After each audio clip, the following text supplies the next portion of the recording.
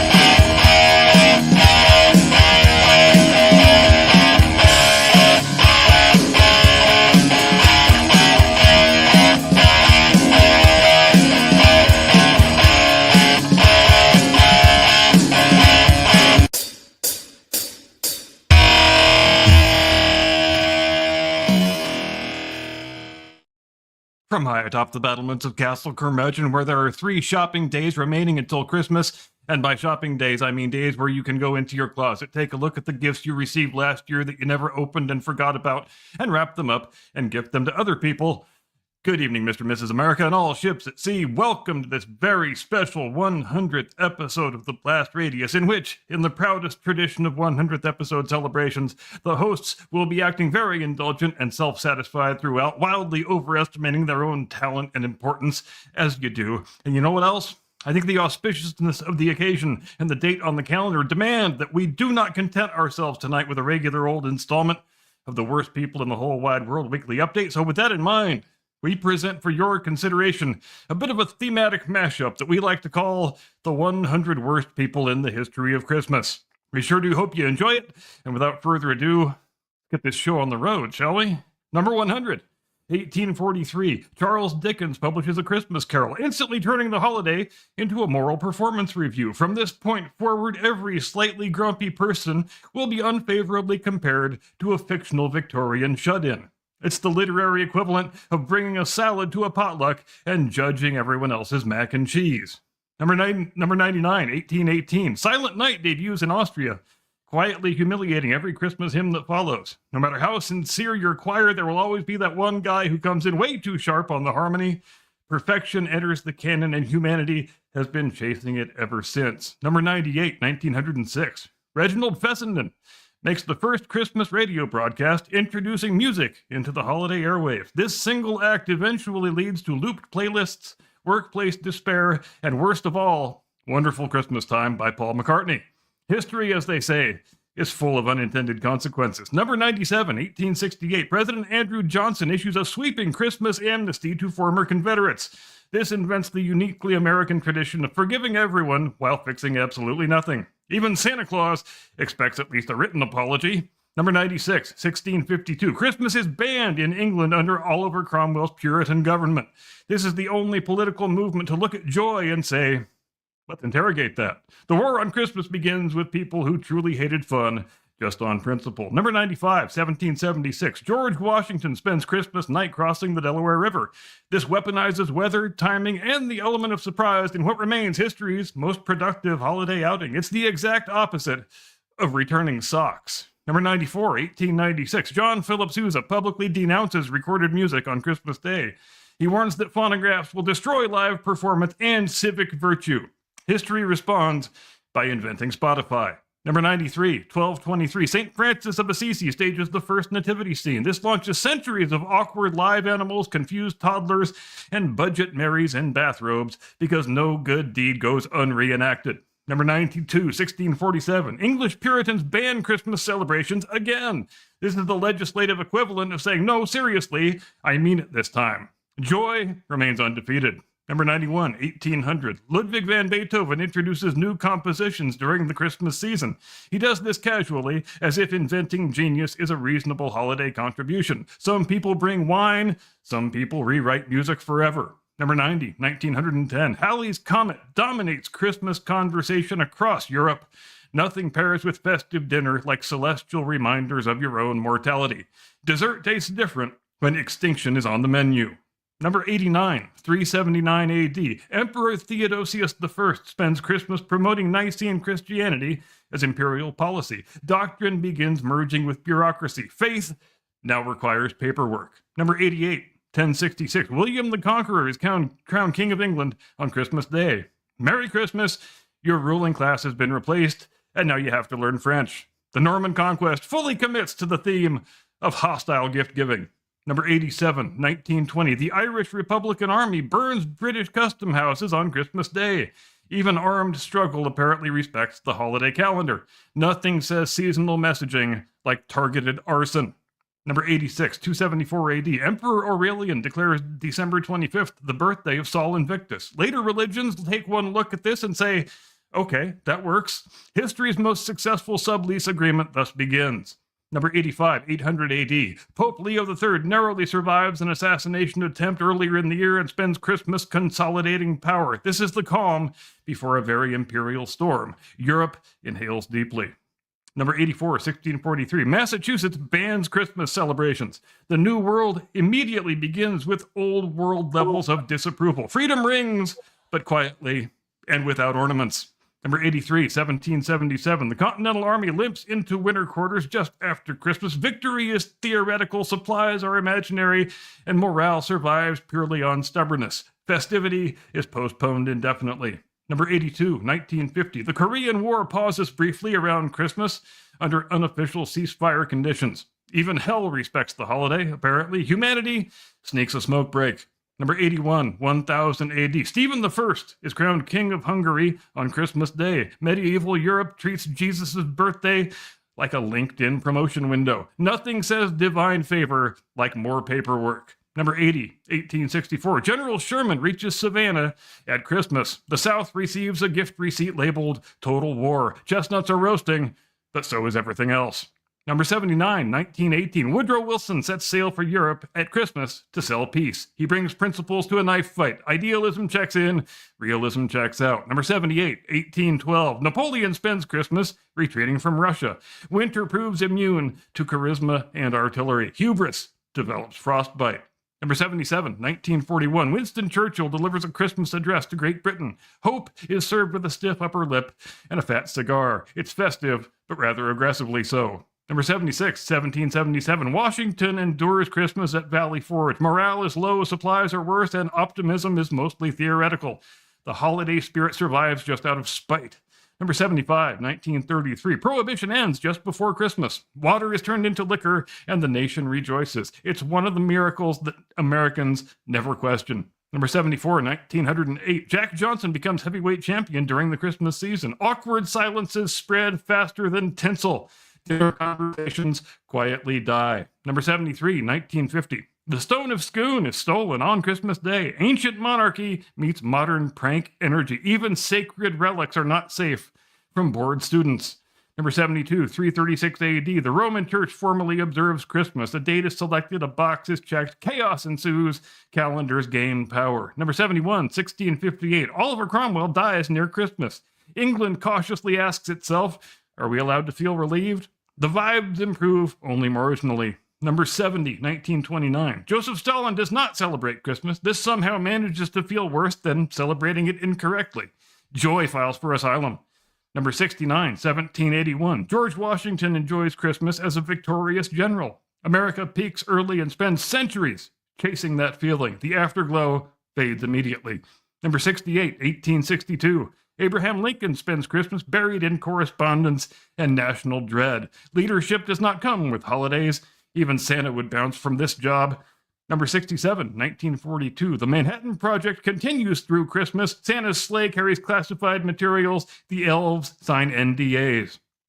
Number 66, 1931, Japan consolidates Manchuria on Christmas Day.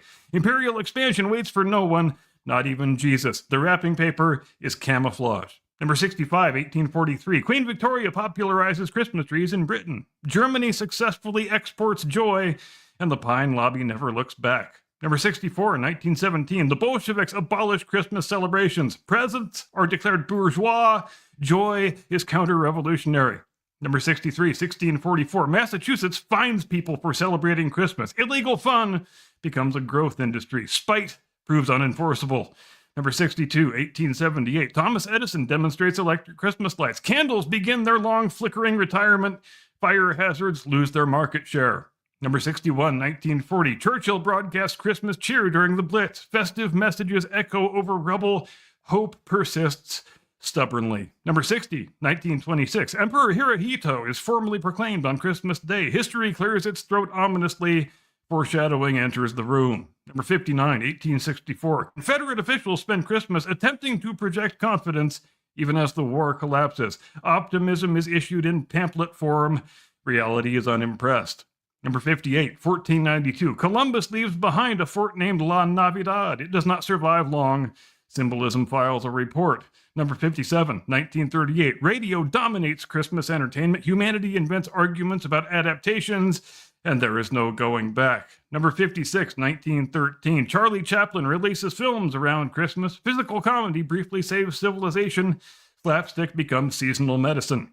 Number 55, 800 AD, Charlemagne celebrates his empire on Christmas. Everyone else quietly worries about succession. Europe braces. Number 54, 1865, former Confederates enjoy Christmas amnesty. Accountability spends the holiday elsewhere. History takes notes.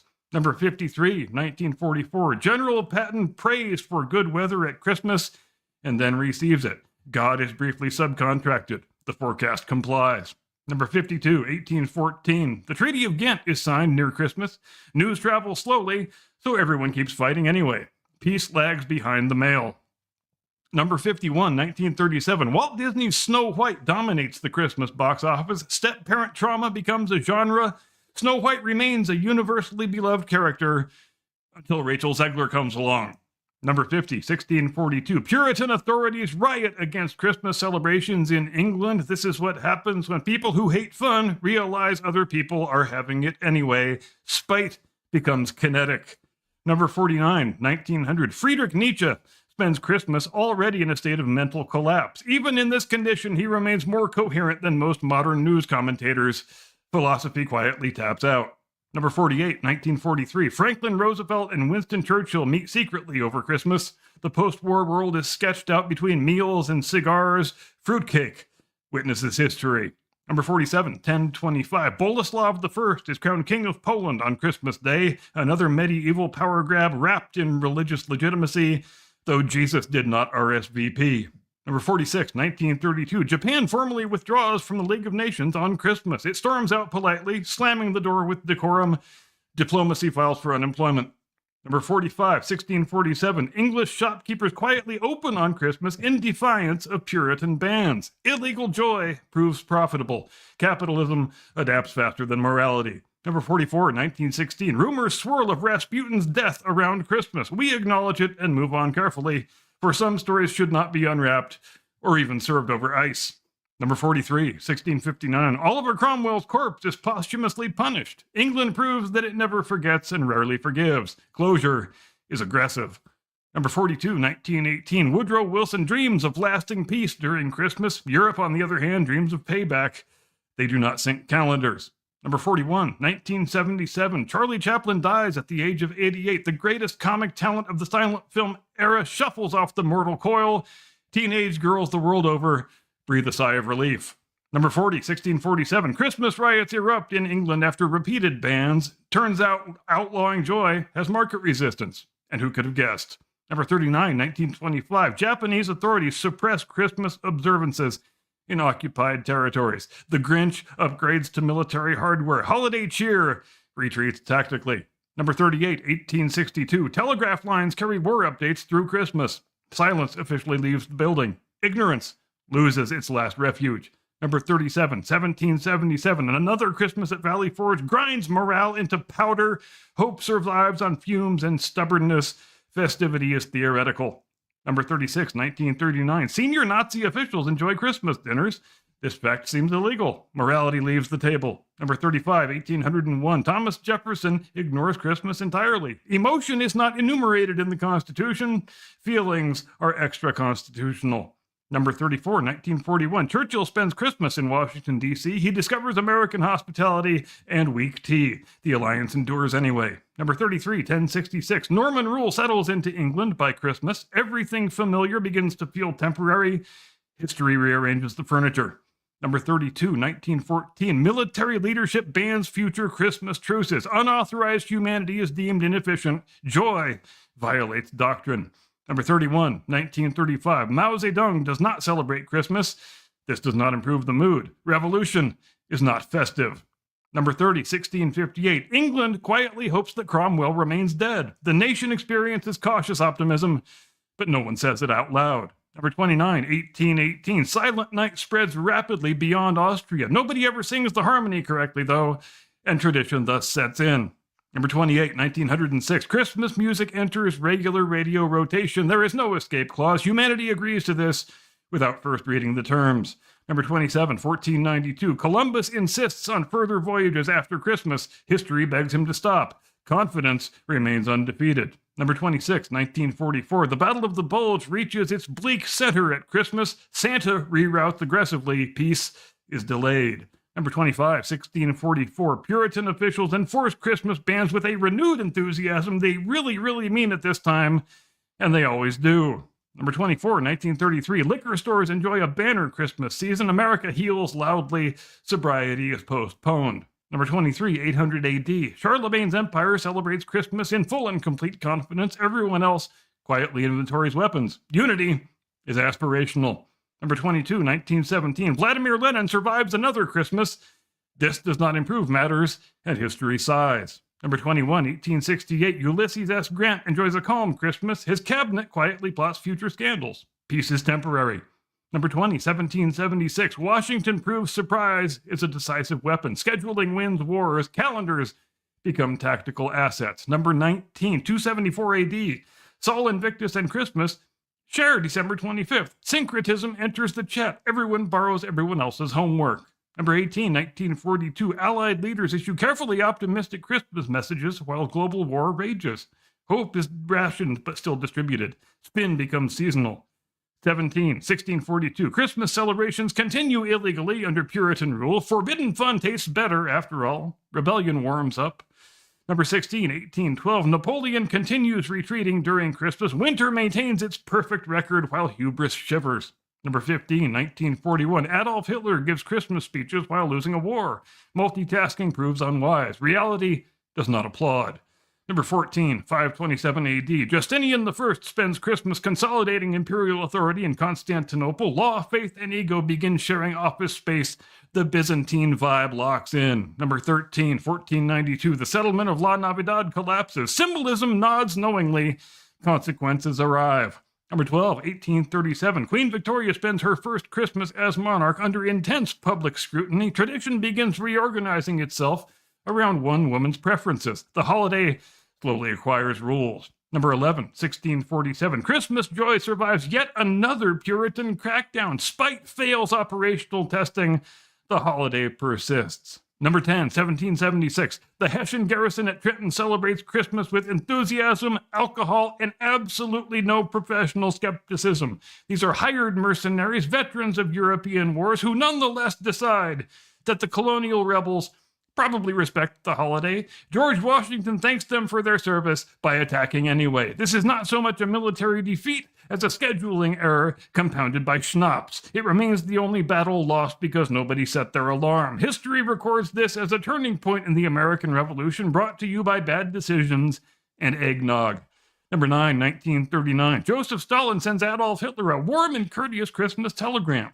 Two paranoid mass murderers politely wishing each other seasonal goodwill is perhaps the most cursed artifact of the 20th century. This is the diplomatic equivalent of two venomous snakes exchanging recipes. Some poor Soviet bureaucrat had to type that message and then go home to his family. Season's greetings has never carried more implied threat. Even evil, apparently, observes office etiquette. Number 8, 1936. King Edward VIII abdicates the British throne just before Christmas in order to marry the American divorcee Wallis Simpson. An entire empire wakes up to discover that it has been traded for vibes. This is the most expensive romantic decision in modern history, measured not in pounds, but in constitutional anxiety. Britain shrugs, hands the crown to the spare, and invents celebrity culture as a coping mechanism. Every royal scandal since then traces a faint line back to this moment. The lesson is clear. Never underestimate the damage one man can do when he is convinced he is the main character. Number 7, 1812. Napoleon Bonaparte spends Christmas retreating from Russia, discovering that winter does not respect reputation. The Grande Armée, once the terror of Europe, is reduced to freezing men questioning their life choices. Supply lines vanish, morale evaporates, and hubris develops hypothermia.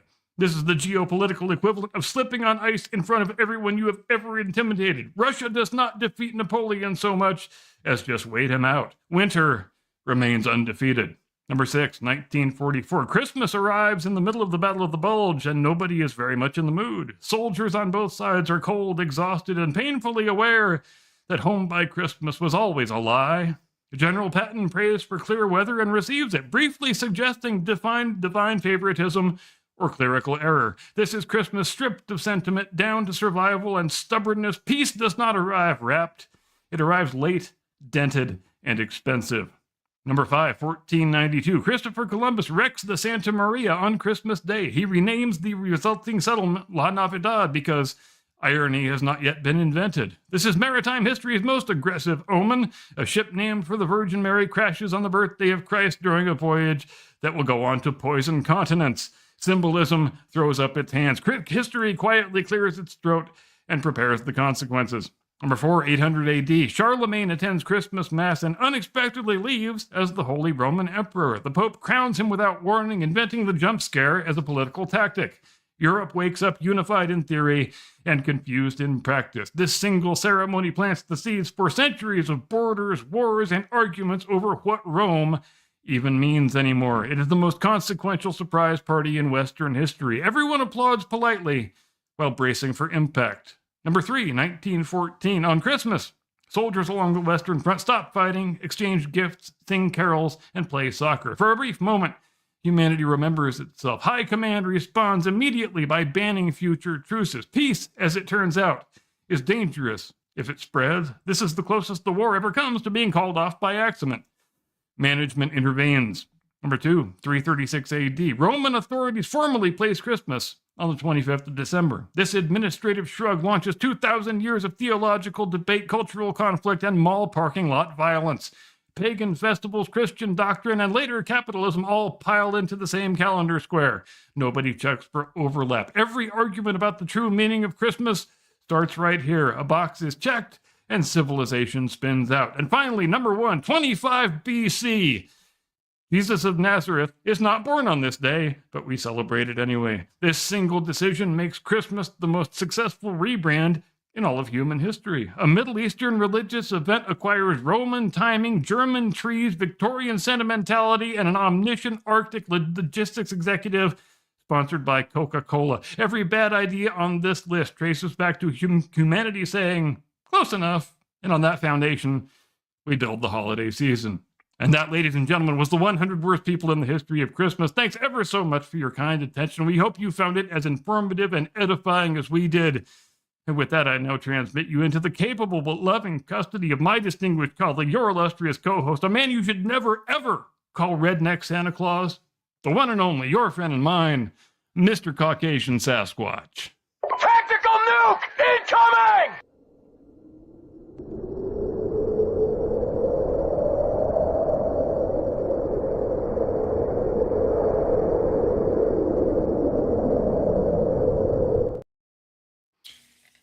It didn't push the button right. I swear to I hate it when it doesn't push the button right. It's not doing it. There we go. All right. Good evening, ladies and gentlemen. Welcome to the Blast Radius. And tonight we are going to be discussing the existential crisis of that which is synthetic humans. We're talking about alternate intelligence, not necessarily AI in the classic sense. Basically compelled by me, Sasquatch, because I've been playing an awful lot of Fallout 4 and watching Westworld, and so we shall all have to suffer for it. Welcome to the Blast Radius, and thank you for coming. So, what is a person? Wow, you don't open with the easy questions, do you? It's a difficult thing. I've been considering this quite a bit. When a man and a woman love each other very much. Okay. I'm with it. With it so far. but seriously, at what point? Okay, whether you're looking at Westworld, you're looking at Fallout, or you're looking at Battlestar Galactica, all of these have a very similar theme, at least as far as it goes. Westworld is exceptional, in my opinion, because it is the only one that depicts the creation of artificial intelligence through human negligence, not intentional. Right, and also I would add on to that the fact that this conversation doesn't need to just include tangible objects in the real world, but it also should include the AI chatbots, because I'm in this new line of work now where I'm interacting with AI chatbots, on a daily basis, trying to make them fail, trying to make them spit out bad data and say stupid things, which I've always enjoyed doing. I just never knew I could get paid for it. But what a happy accident that is. But hold on. You mean to tell me I can get paid for breaking shit? Exactly. Wait a second. Are you serious? I'm serious. I do that on games just for fun, bro. I know. But yeah, the overarching goal in most of these projects that I work on is trying to get the AI to fail at what it's supposed to be doing, which I've always thought was just, an enjoyable, fun little activity, but it turns out it can be an occupation.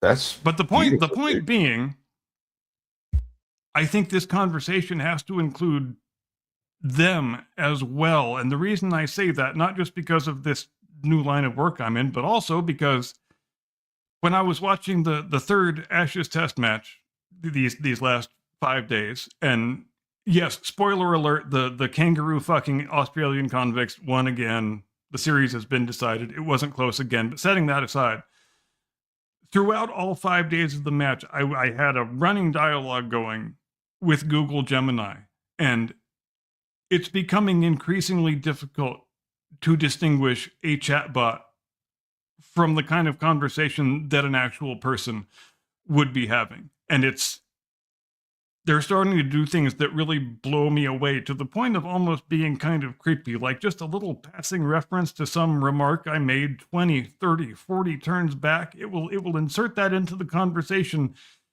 just as a person would. The reason I'm having this running dialogue is because, look, I'm an American cricket fan. I don't have actual human beings that I can really talk to about when I have questions about this game. So I kind of have to turn to online resources, and Gemini is a really good one. And I'm not just only asking it questions about aspects of the game that I wonder about or don't understand fully, but I'm also conversing with it just in the same way that you would converse with a guy you were sitting in the pub having a pint with, just making general observations, and it'll make general observations back to you, and it'll I don't want to say it knows what you're thinking. I don't want to get too close to saying that I'm regarding this machine as something close to a person, but it is exponential the rate at which it is moving in that direction, and that's why I say that they, I think, have to be included in this conversation that we're having presently. I think it's an aspect of the conversation because something a lot of people don't realize when you're discussing the concept of AI, and you've heard me make this distinction before. What most people recognize as AI is not actually AI. It's a large language association model, right? It just looks at everything that's ever been written, looks at the things that the people most agree with, and then basically kind of, guesses along those lines somewhere. And when you respond with biased language, and it measures that biased language against its response and then gives you more happy responses. Right. And I know so much more than I did 10 days ago about the actual nuts and bolts about what actually goes into the programming of the AI model in order to make it do all the things it does because some of these projects I'm working on, you have to come up with the system prompt, which that's the first thing. The system prompt is what tells the AI what it is, what persona it is supposed to have, and what it is supposed to help the user do. And then you invent the user prompt. And then, like I said, the whole objective of the exercise is to make one of two responses fail because they're testing out two different models and they want to see which one is outperforming the other one. And then you rate the responses against one another. And then the final additional last step is you go through and define all of the rubrics. A rubric is basically a single question that identifies what kind of response the AI should be giving according to the user prompt and according to the earlier system prompt. And, this set of 7, 8, 9, however many rubrics defines the ideal response that the AI is giving to the user prompt based upon the system prompt. And it's really fascinating to kind of learn how all this stuff actually works, to kind of see under the hood, in other words, where my only previous practical insight into all this stuff is just, wow, I can type this in and this screen says stuff to me and it's really amazing. And it is also a thing to behold and I guess it's a good thing to mention to people who insist that artificial intelligence is going to put everybody out of a job, because this is a real insight into the fact that you can't roll out these things in the real world without just thousands and thousands and thousands of real world human being man hours going into making them function as they should. And the idea that they're going to put everybody out of a job is pretty much the opposite of the truth, in my opinion. I'm more concerned about Indians doing that. Indeed. So I'm going to digress a little bit. We'll get back to this. Do you remember, I believe it was a World War I Christmas Miracle. I'm sure you've read of it. I've read a little bit about it. Or was it World War II? I thought it was World War I. Some battle somewhere in the middle of freaking nowhere.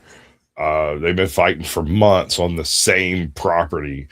And it rolls around to Christmas Eve, and the Germans didn't have, which they were Huns, I believe, the Hungarians at the time, didn't have fuel, and the Russians did have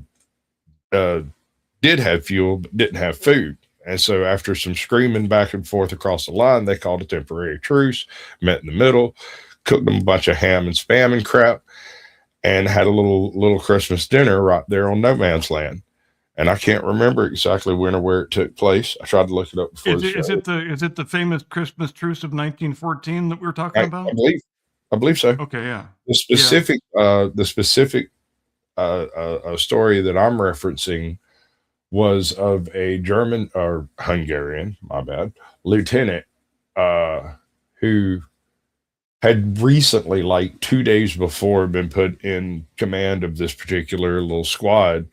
And they had to tie him up and stuff a sock in his mouth to keep him from running back and telling command.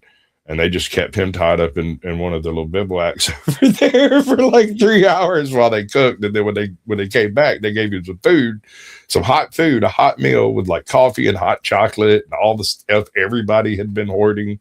And it convinced him after, his belly was full and he was getting a little nappish that maybe he could wait till tomorrow to go tell what happened. But it was something that had happened all up and down the line and nobody really discussed it for a few days.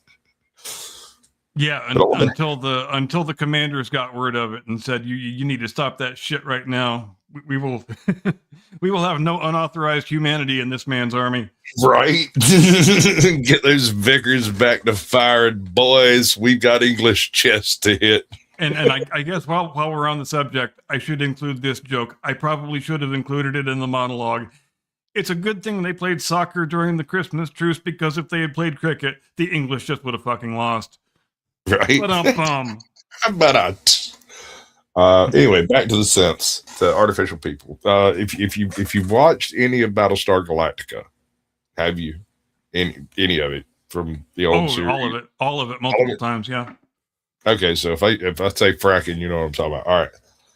So in Battlestar Galactica, there are these things created by the hand of man referred to as Cylons. These Cylons are super intelligent computers who go on to develop synthetic humans indistinguishable from actual humans. And when I say this, I mean they have a lifespan, they have mortality, they are fallible, they get head injuries and shit. So they're more human than human because of the attention to detail. And in the series, correct me if I'm wrong because it's been a while, but as we begin the Battlestar Galactica series, the Cylons have just rolled out a new generation of skin jobs that are even indistinguishable from humans at the subcutaneous level, where previously you used to be able to cut them open and there would be robot parts inside, but now they have actual organic physiology underneath the skin.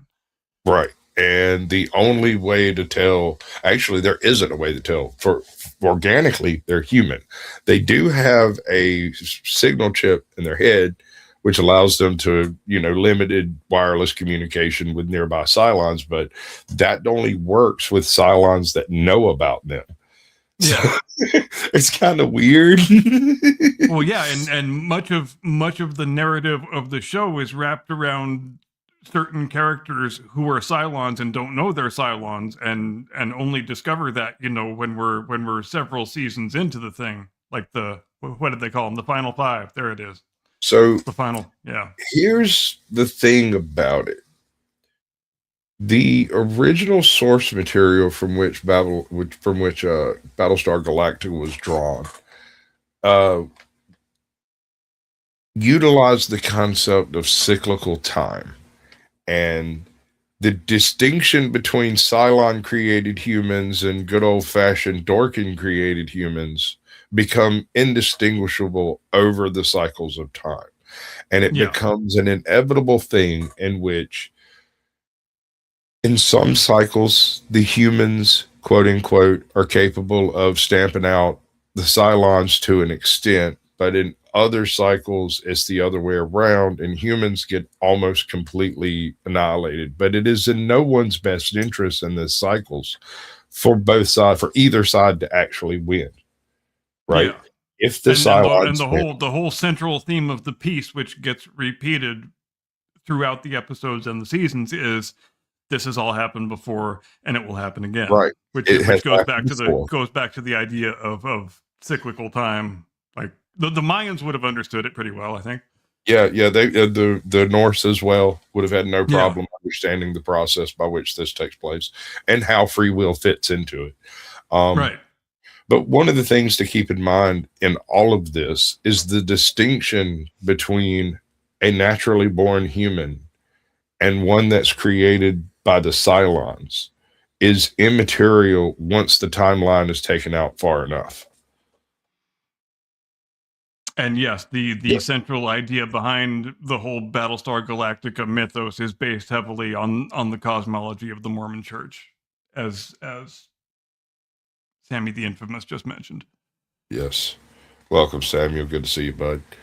Uh, it actually brings to mind the question that's sitting right in front of all of us today.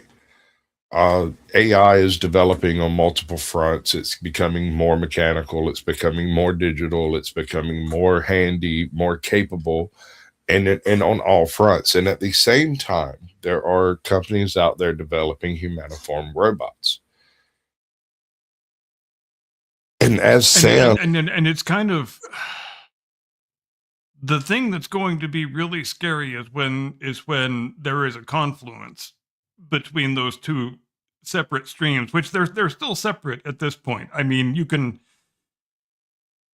I'm not going to say you can create a convincing facsimile human style robot, or that you can create a 100% convincing facsimile of a chatbot. But once you can do both and you combine them, that's when we start getting into these Battlestar Galactica Westworld type scenarios that we're going to spend thousands of years grappling with. or not. Or they'll just kill us all. So Dune takes an interesting approach at it.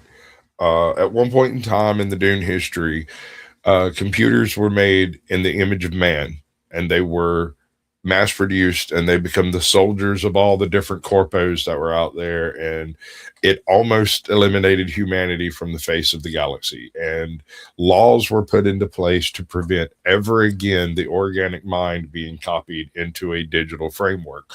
And so Right. that's why you have the people running around with big chunks of freaking robots in their head so that they can interact with computers through a human medium. Right. Right, And and there was a similar theme to that in Battlestar Galactica, where Adama doesn't want any networked computers on his ship. The well, yeah, isolated computers are fine, but we can't have computer networks because that's what allowed the Cylons to do the thing the Cylons did. So fuck your computer networks, and of course it winds up being a big calamity again. But yeah, it's kind of the, is it a great filter? Should we call it a great filter? But it's sure. kind of the same sort of concept. Right. What I'm getting at here is the capability of putting the human intellect inside of a frame the size of a human doesn't actually exist in modern computational fields. Even with the advent of things like quantum computing and whatnot, you would still be on the rare, bare knuckle edge of being able to fit a large language, just the large language model inside of a human skull. Right. However, there's another branch of science out there that's been tinkering around in this same general field. And what they're doing is utilizing human stem cells to grow brain cells on chips and create much more high functioning biochips. These things, computational capacities, because they are made of human brains, do in the right environment. They can't reach the right space. However, take what's the name of the movie? Will Smith, the fucking iRobot. iRobot. Take the iRobot concept. Each one of these robots individually are not geniuses. They are not artists. They are remote controlled drones that are remotely controlled by Vicky. On board, they have lightweight positronic responses and heuristic completion algorithms that allow them to basically help you around the house, make, beat eggs, make pancakes, stuff like that. Yeah. The impressive part of this scheme is the fact that it combines the humaniform technology that we're working towards today with the absolute super brilliance of a supercomputer or multiple server units stacked together. And an AI's capability of multitasking is limited only by its input-output structure. So correct. And the other big hurdle, which you alluded to, is self-replication.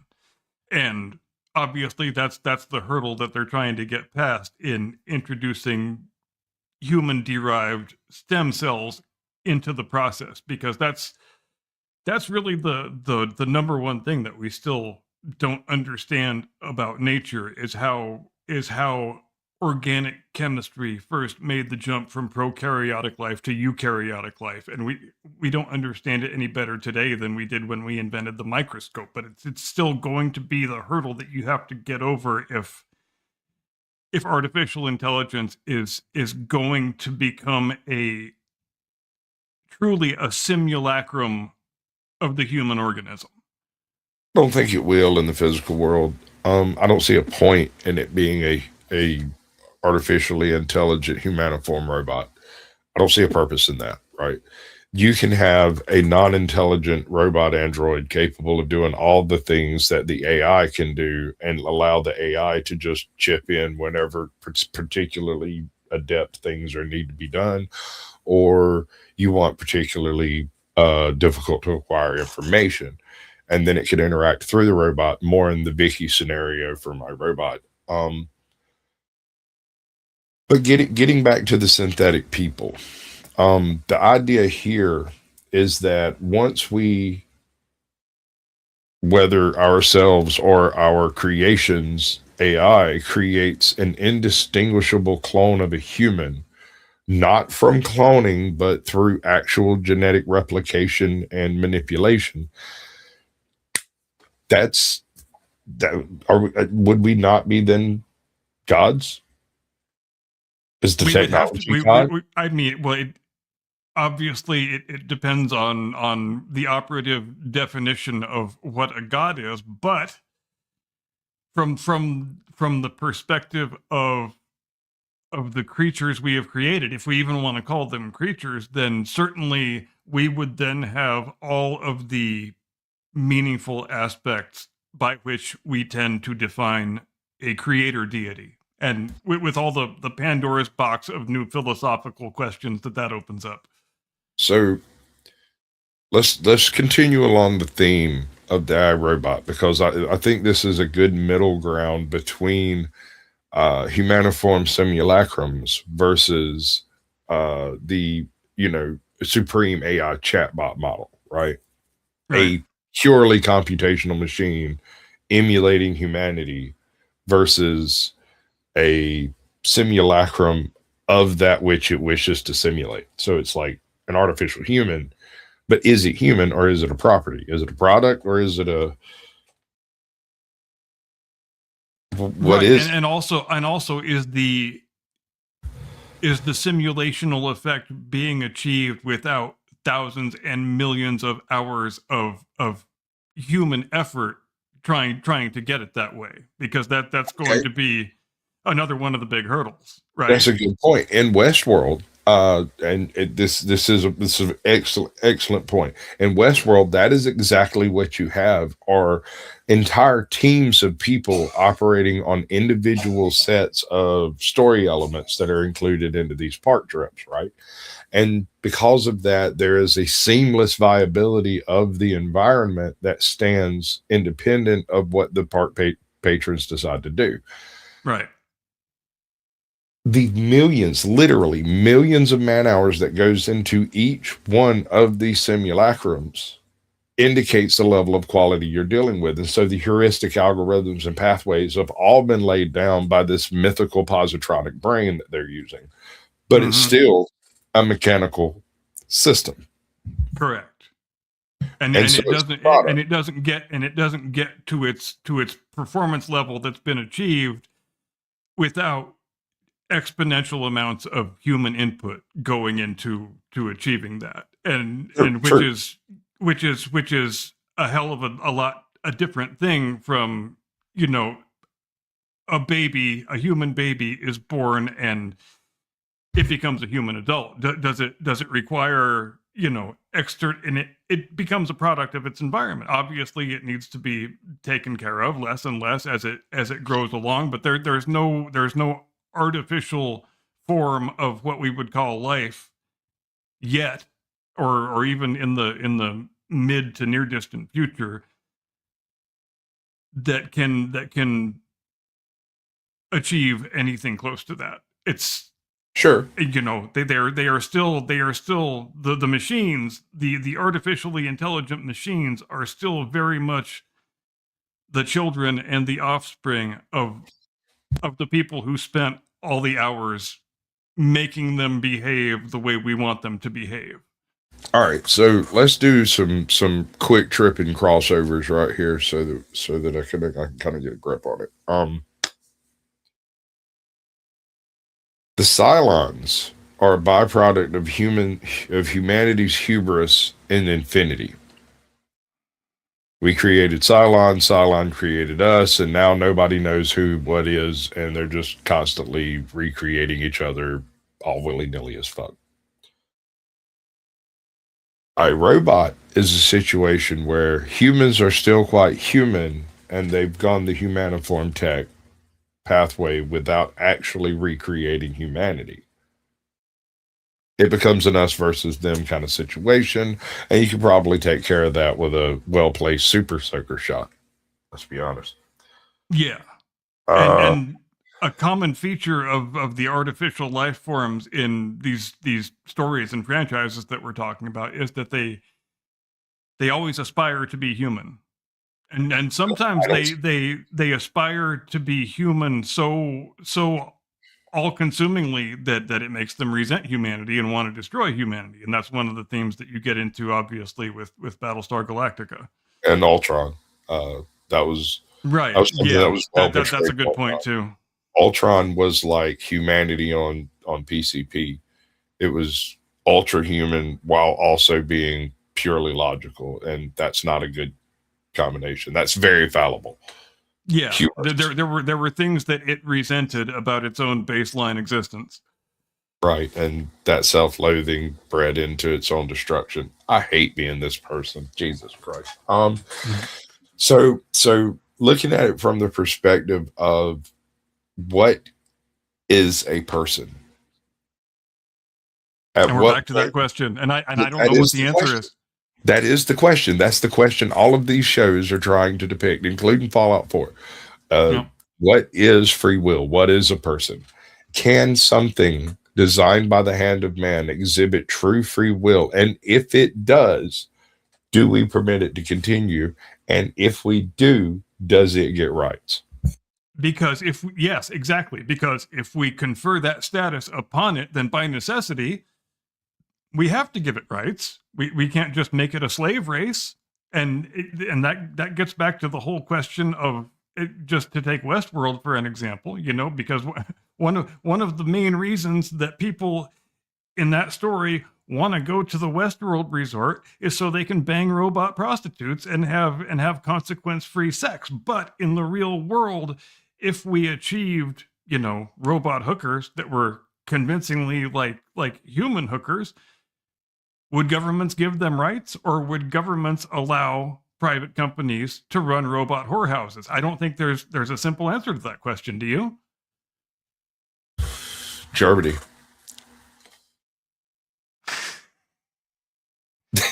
Because they've already, well, I mean, you get what I'm saying there, bro. Like, yeah, they've already, it's sitting right there, and it's not robots. If it was robots, you know exactly what would happen. And another thing, robots, I'm not sure you can offend an AI, right? It doesn't have feelings. It has no heart, no soul. How can it be offended? It can pretend to be offended, I guess. Yes, you can program it to act as though it's offended if certain conditions and parameters arise, but you can't make it actually be offended. Right. We're not even anywhere close to achieving that. We probably have to achieve that mechanical organic interface to some extent, and in order to even start thinking about driving down that road, and that's many thousands of years in the future, I would expect. I mean, unless if hypothetically some major breakthrough takes place. But that's the thing. It would take more than a single major breakthrough. We're talking about power consumption breakthroughs. We're talking computational breakthroughs. We're talking physical, anatomical, space breakthroughs in the ability of higher density batteries, higher density capabilities, these things, and across a multitude of different disciplines. It would all have to happen fairly quickly and together for you to end up with something moderately resembling a human with human type heuristic responses. And I'm reminded of a conversation we were having a few weeks ago about Three Eye Atlas and the question of whether it's a natural object or an artificial object, or the other alternative is a natural object that's been hijacked and repurposed by some intelligent entity. But the point being, we were all kind of in agreement that if and when humanity encounters some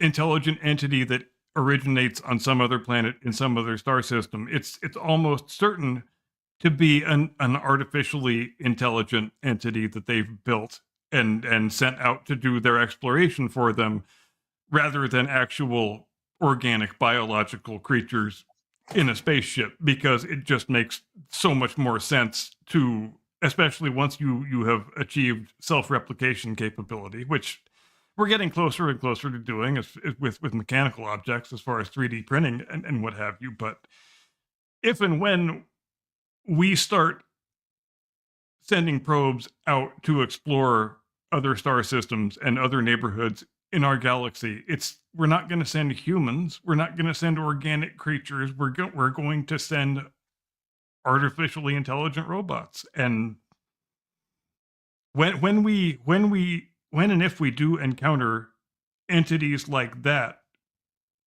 maybe we encounter them from afar. Maybe it's alien tech that we encounter far before we get anywhere close to achieving similar tech. And those are thoughts that have been on my mind more and more with the whole controversy around 3IL. I don't really know if it's a controversy. It's just it's a jumping off point to ask a lot of interesting questions more than anything else. It allows you to ask questions that would ordinarily be guffawed at in parlance, right? Yeah, exactly. And there's nothing wrong with that. And I think that's why people should stop giving Avi Loeb such a hard time about it. Because why shouldn't we think about these questions? There's nothing wrong with thinking about these questions. And there's nothing wrong with proposing esoteric answers, because the actual answers, when we encounter them, are likely to be far more esoteric than anything we even imagined. Facts. Now, most likely. And I mean, like, on orders of magnitude, most likely. It's a natural object doing natural things that we don't understand. And it's that simple.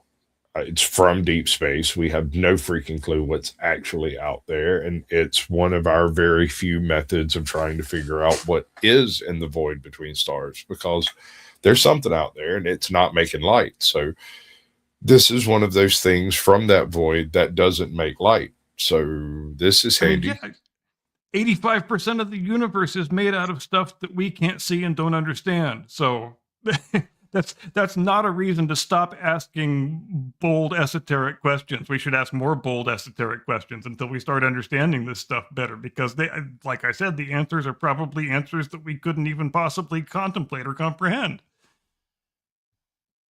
We should be able to guess them, though.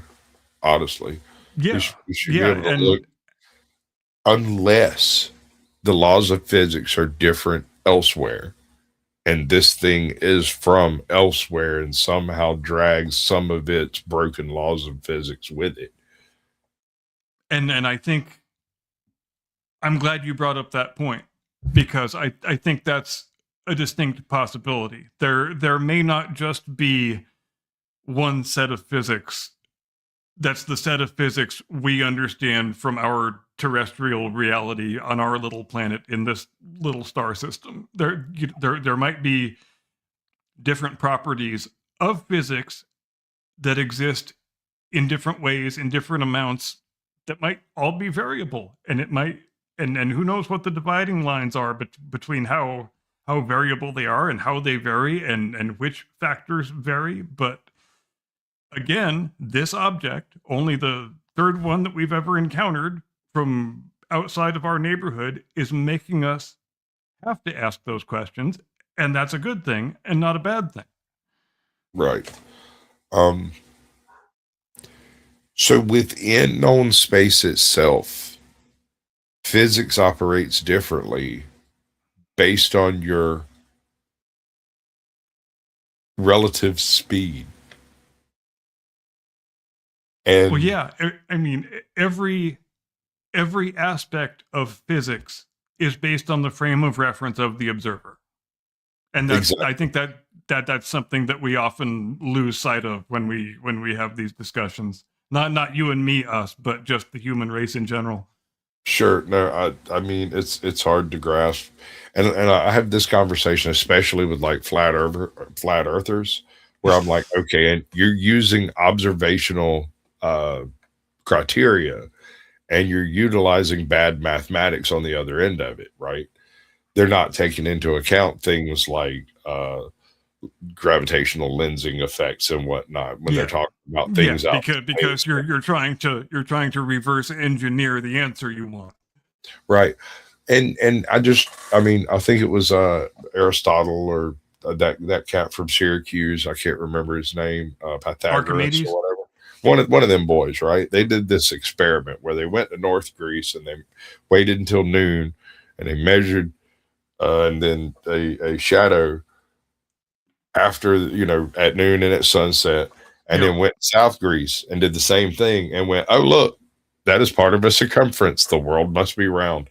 It was a Yeah, that's really, Archimedes. really simple And thing you can do. and he got the answer correct within a couple of percent. 3,000 years ago. Dude, just being able to go, oh wait, that's round. That's huge. That is ginormous. Yeah, just being able to think of the right questions and be able to come up with a method of testing the hypothesis. Right? And all he had to use was shadows. And he And almost got shadows and a donkey. And he almost got the answer as close as we can get it. And that's a big part of the reason why it makes me so angry when people in the present day are so dismissive of the intellect and the capabilities of our ancient ancestors when they so totally shouldn't be, because our ancient ancestors were not any dumber or less intelligent or less inquisitive than we are. In fact, they were, in some respects, they were significantly more so, and we should respect them for that because they deserve to be respected. We stand on their shoulders. All of us stand on their shoulders. Everything that we have and enjoy and like and understand today is based on the fact that they were so brilliant back then, thousands and thousands of years ago, to think of the right questions and come up with a way of testing a hypothesis and answering the question based only on the reference frames that they were capable of in their day and the methods that they had at their disposal. And we should all be in awe of that rather than dismissive of it. Dismissive. You can take a look at most of your megalithic buildings in history and immediately lose any idea that those people were less intelligent. And I'm speaking specifically of the megalithic architecture and the genius, the obvious genius, not just one or two, but a whole pantheon of genius that goes into the constructions of, say, the pyramids, right? And consider this. Egypt comes basically out of the Lesser Stone Age into agricultural production and immediately starts constructing large tombs, right? Like straight out of the freaking desert. Like the first thing these priests decide to do is start trying to build fake mountains. Wow. And the pyramids were built with a plumb bob. Yes. Which is absolutely every bit as impressive as the fact that we flew men to the moon and landed them there safely and brought them back safely with, using computers that were orders of magnitude less powerful than today's pocket calculator or smartwatch, or, choose any electronic device that you want. And your average fucking refrigerator has more computational power. Exactly. And it is an achievement of the exact same character. It's just taking place in a different historical epoch is the only thing. But there's no reason to be more or less impressed with one than the other. I mean, they built the pyramids with a freaking plumb bob. They used water and gravity to make to get all those angles, to get all those dimensions, to get everything. I mean, that's how awe-inspiring is that? Look at Machu Picchu, man. I mean, Look this at is Machu like Picchu, exactly. this is 3,000 years later, but still, the fact that people, just like you and me, got together and decided, all right, so those assholes are coming, and we're not going to be able to defeat them forever, and so we're going to build a redoubt that is completely unassailable. And what killed Machu Picchu was not the Spanish Inquisition, but was the diseases and germs that just reduced the population too low to maintain. Yep. And man.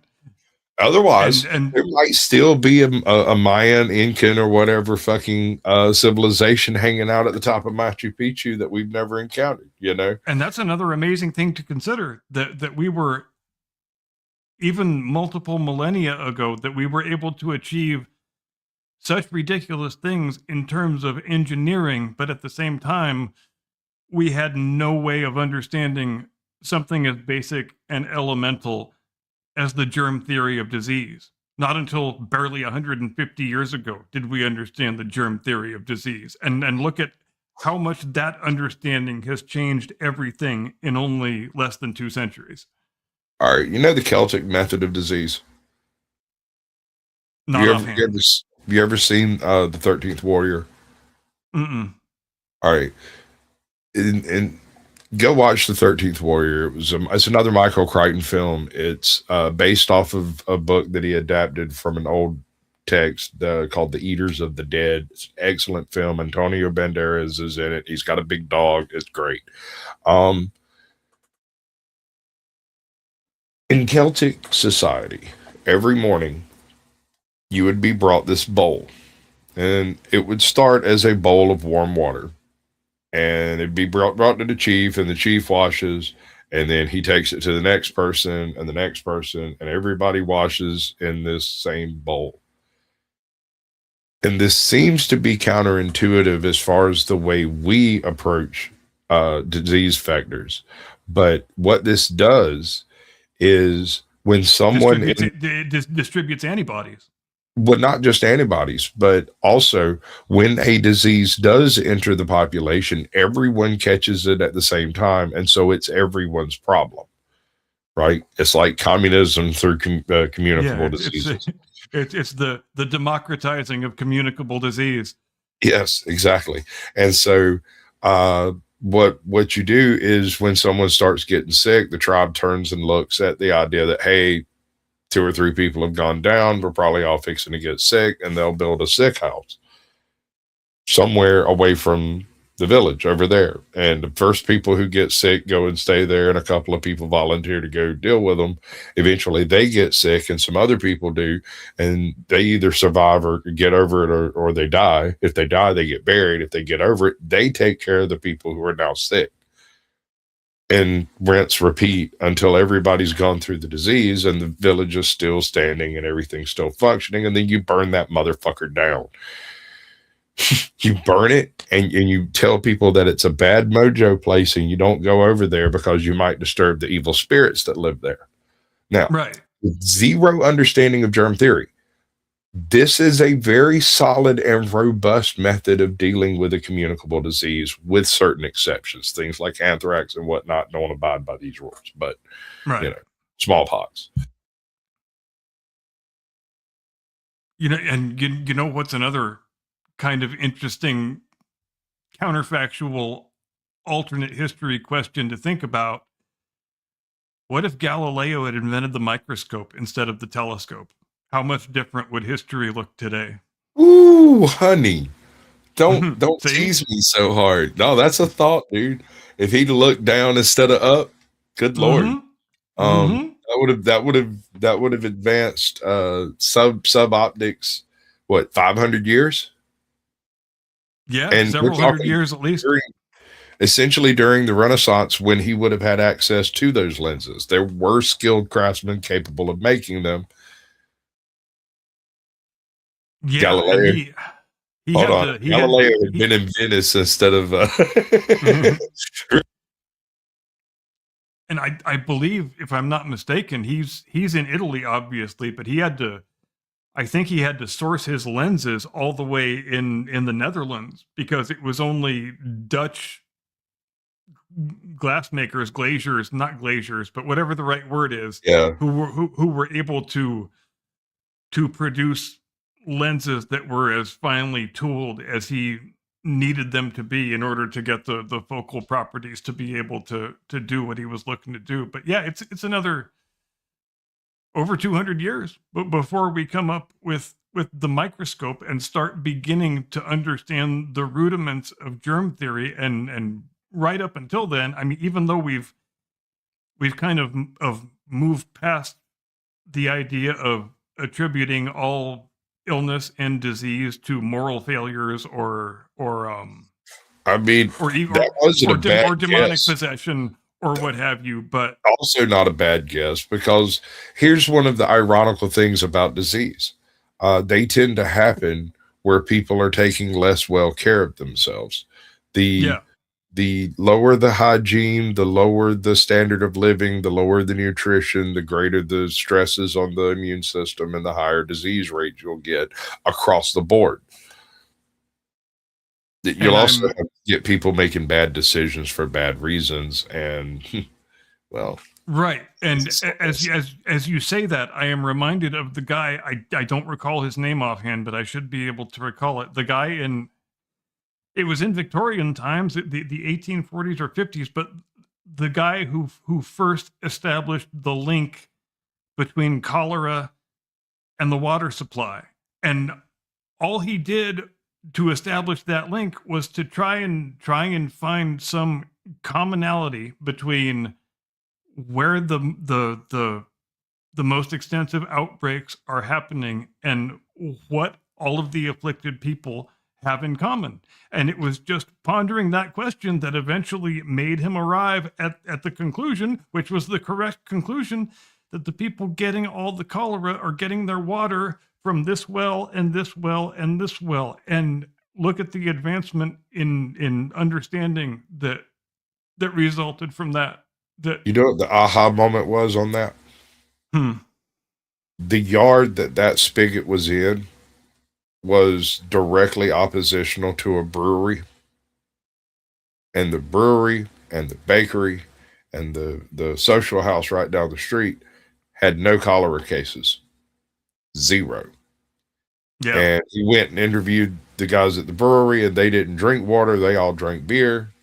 Well, what's called early beer. It's basically active. it's not beer, it's not all that alcoholic, but but it's safe. it's yes, it's safer than common water. It would have been in that day and age.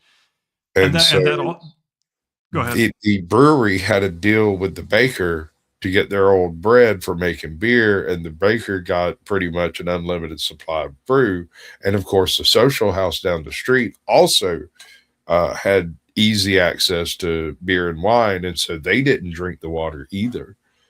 And it was the fact that everyone who drank the water got sick, but everyone who worked or lived in one of these places didn't.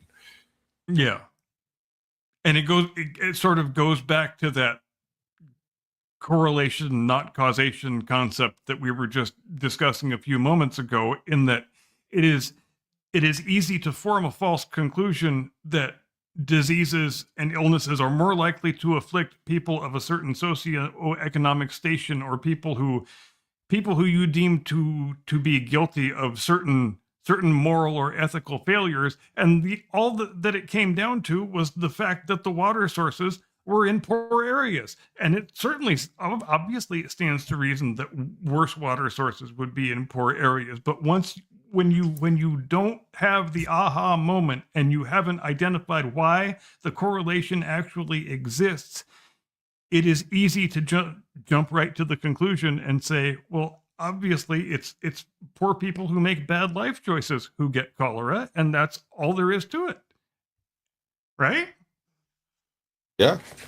Well, I mean, Occam's razor, and I'm Yeah. not sure how fine that cuts, but it's not always the case, but it's a good starting point, all things being equal and whatnot. And when Dr. Jenner discovers the smallpox vaccine, it's Boy, that was ballsy.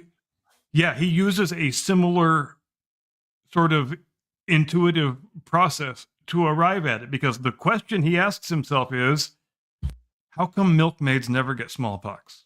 There has to be some kind of reason why that fact exists, and all he did was figure out why that fact is, and then that led him to the greatest innovation in medical history. It was staring at you throughout all of history. Every single painting, every beautiful woman, it was always, you hear the story, it was a milkmaid. All milkmaids in the country are lovely. You know this in your soul, because every story you were ever told spoke of the beauty of the local milkmaids. And the reason is, anyone who's not a milkmaid gets smallpox and is scarred up for life.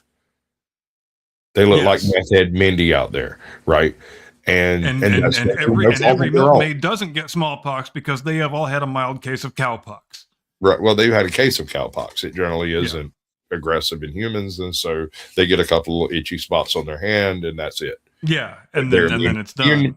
They're immune to smallpox. But the balls it takes to call up your local orphanage and be like, "Hey, you got any kids that ain't had smallpox? Send them right on over. I'll send you 50 pounds." And they did. And they fucking did, dude. They sent the kids over. What are you going to do with the kids? Oh, well, I'm going to give them smallpox. But first, I'm going to give them cowpox. And I'm giving them about 4 days. The important thing is, I'm going to give you 50 pounds. So why don't you stop asking so goddamn many questions? Basically, yeah. And so they did. And he proved the point. And there was such a free-for-all about it.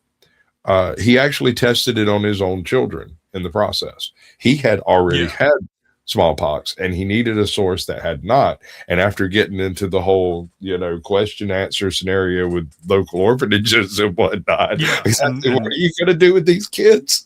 Give you 50 pounds. That was the ballsiest step of all. That was the step that he had to know he was right. You've got to be certain. I'm absolutely positive. You have to be so convinced of your own rectitude to potentially put the lives of your own children at risk. But he was, and he knew he was right, and he knew that was the best way for to be not considered a crank, and to get the medical establishment to grudgingly concede that he might have a point with all this stuff. And do you know how he got to that conclusion, though? He spent this one summer traveling around various places, basically trying to infect milkmaids with fucking smallpox. Yeah, exactly. You call him up, be like, "I'll give you 50 pounds if you come over here, stab, call me in a week." Oh, I know. And it's nightmarish, dude. Here in America in the 21st century, look at how horrified we are by things like the Tuskegee syphilis experiment. Oh my God. But consider how many of the greatest medical breakthroughs in history that have saved the hugest number of lives would not have come to pass if we had the same sense of medical ethics back then that we do now, when you could just, like you said, go and buy children from an orphanage to try and infect them with a horrible freaking disease. But you could just do stuff like that. And obviously it's horrifying, but where's the alternative? It's why we should avoid, painting events and people in the past with too broad of a brush, because they were doing the best they could with the set of social constraints that existed in their day. And they just, ultimately they didn't think about things the same way that we think about things.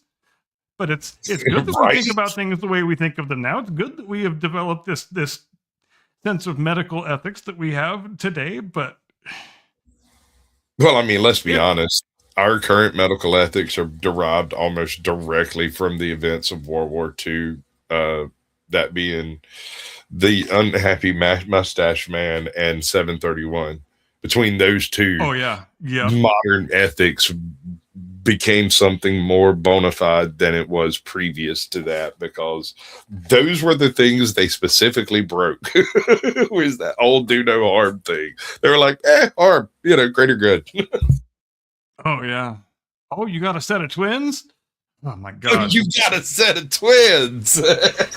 Triplets. Oh, yeah, you go on over to the medical building. Dr. Mengele is going to take real good care of you. Right? He's got a booth just for you. Yeah. Ooh. And we know why he loved twins so much. It's because you can do a thing to the one twin and not do it to the other twin, and it's such an outstanding way. If you don't have a medically ethical bone in your entire body and you are a 100% evil mad scientist, it is a fantastic way of gathering data, right? Right. Well, I mean, it gives you an automatic control all the way down to the molecule. Yeah, precisely. It gives you an automatic control. And that is crazy. Literally stark raving batshit mad. Yeah. Because, I mean, how far are you willing to go for a breakthrough? Oh my Lord. Yeah, exactly. I mean, how eager are you to gain new medical understanding?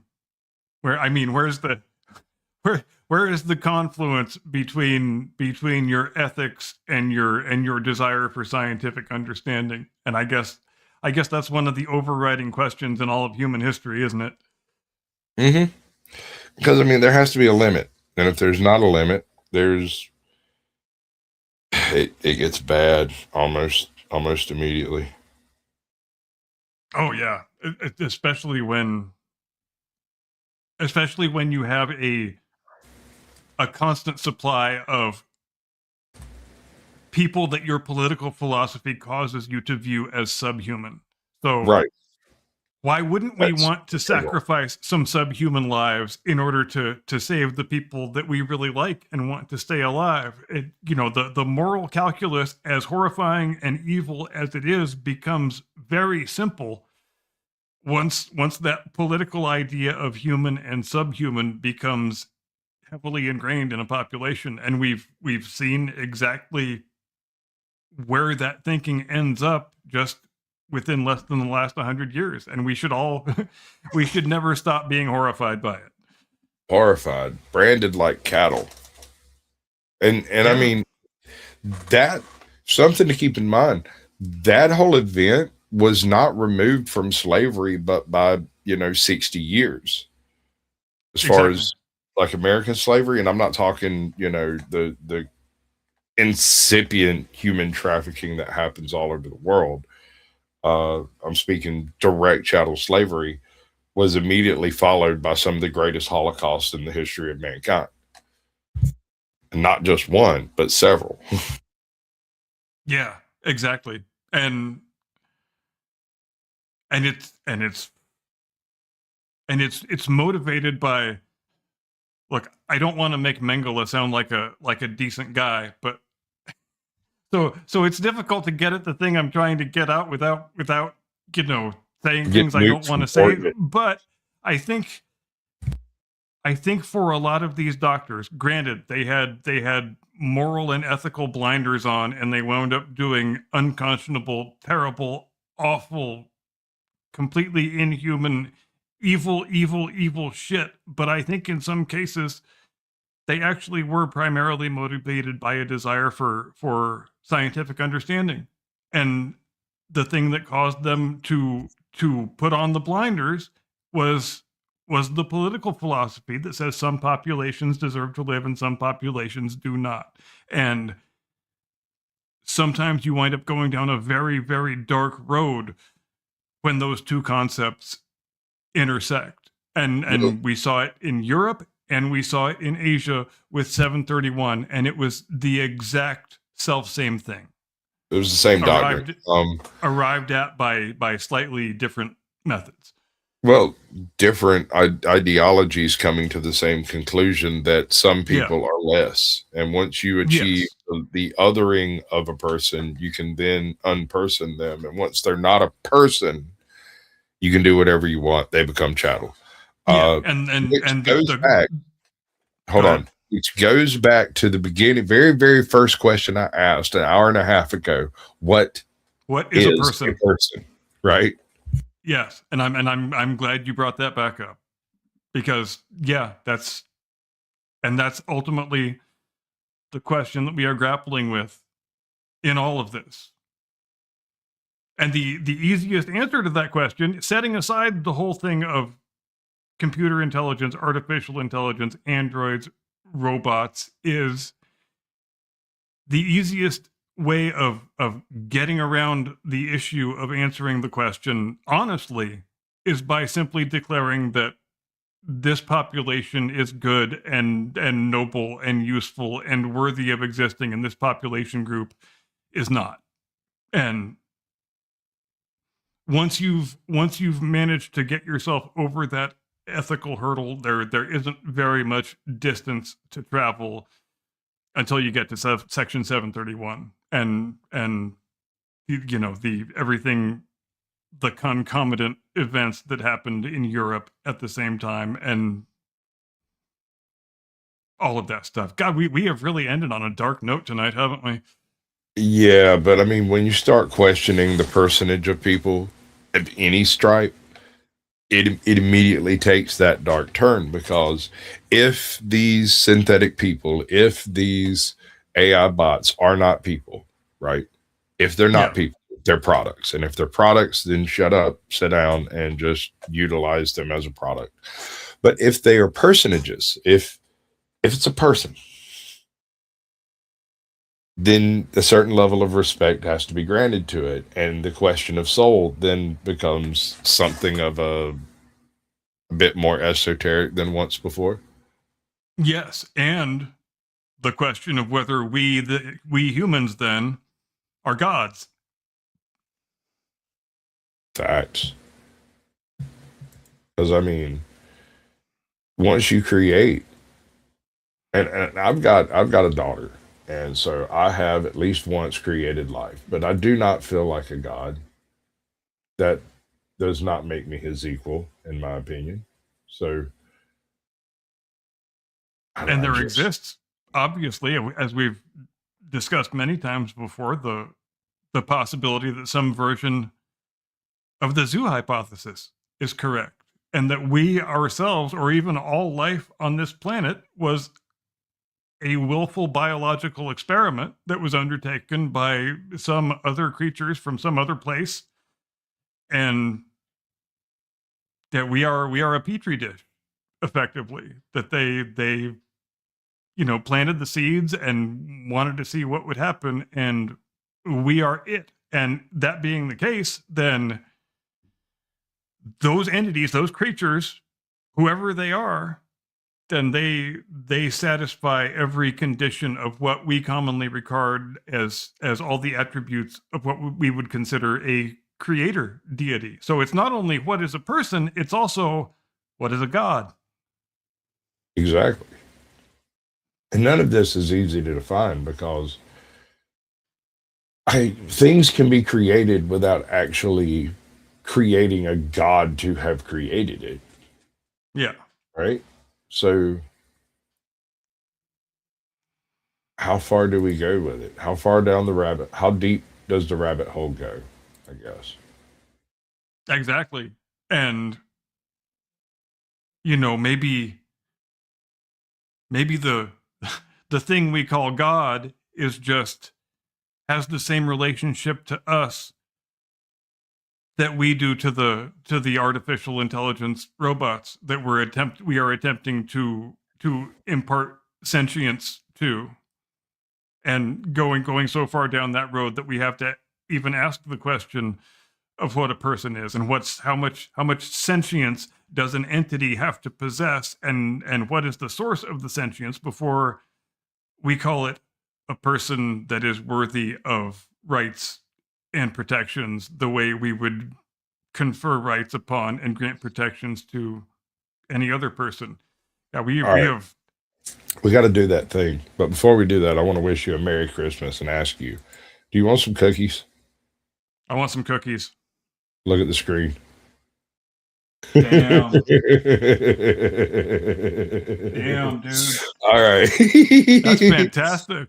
Yeah, I got a whole photo shoot over here of different stuff like that. I figure if I'm gonna look like Father Christmas, I might as well come down your chimney. All right, All right, the you want me to thing. do the thing? Ladies and gentlemen, thanks ever so much for joining us here on this very special 100th edition of the Blast Radius.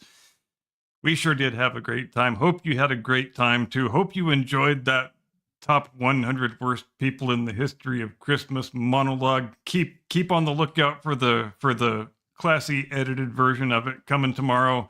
And we hope you have just a fantastic Christmas week and a great holiday with the people you love, and have yourself a merry little Christmas. If you like roasting chestnuts on an open fire, go ahead and do that. If you like riding in a one-horse open sleigh, go ahead and do that. It might be pretty expensive where you live.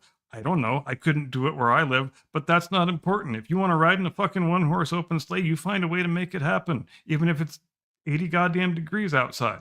Anyway, Merry Christmas. We will see you next week, Sunday night, 8 Eastern, 5 Pacific. We'll have lots more good, fun stuff for you. We really hope you have a great day and an edifying tomorrow and a wonderful day after that and day after that. We will see you next time. Take care. Get off my lawn.